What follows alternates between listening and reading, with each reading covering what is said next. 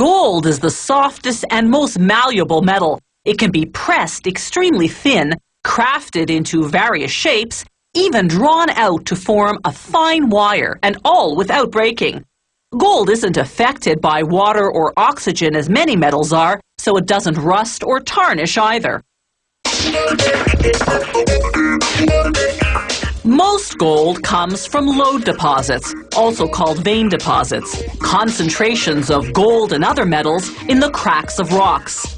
Lode deposits require hard rock mining, the process of removing gold-bearing rock, called ore, by drilling and blasting.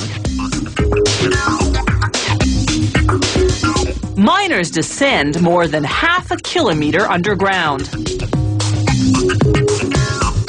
There, they drill holes for explosives using what's called a long-hole air drill.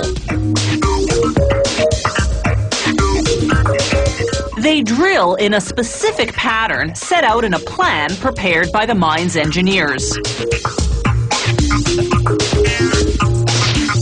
The engineers know exactly where those veins of gold are, thanks to the mining company's geologists who've studied ore samples.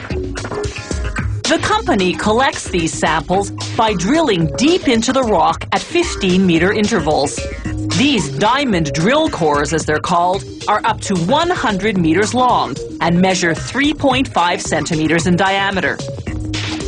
Gold in its natural state isn't pure. It's usually intertwined with silver and other metals, so the mined ore has to be processed afterward to isolate and extract the gold.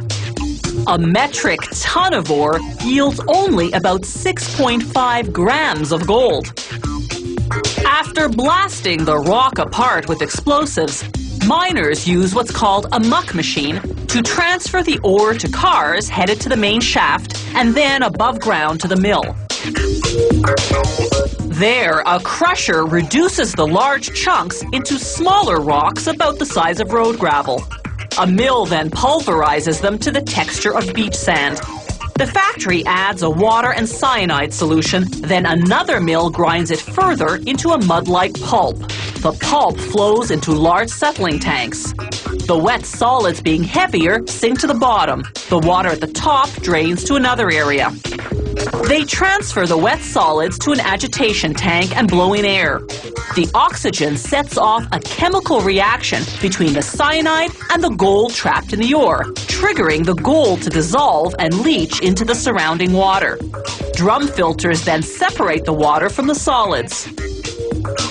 This water now joins the water that was separated earlier. They pour in zinc powder to solidify the dissolved gold and form pieces containing both zinc and gold.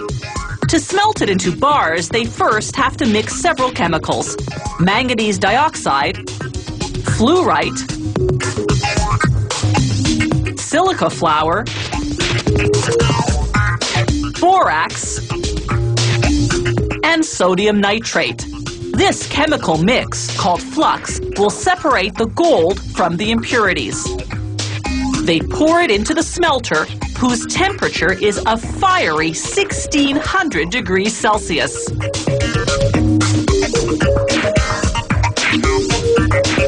They rotate the smelter so that the contents heat evenly. Over 2.5 hours, the heavier gold eventually sinks to the bottom, while the impurities, called slag, float to the surface. They pour out the slag, taking a sample to make sure it contains no gold. If it does, it goes back in until it's gold-free. By now, the gold has cooled slightly, so they reheat to 1600 degrees Celsius, then cast into bar-shaped molds. The gold takes about 4 minutes to solidify, then another hour to cool completely in a basin of cold water. They extract the gold bars from the molds and clean off any slag residue. Gold bars are also called ingots. At this stage, the gold is 80% pure.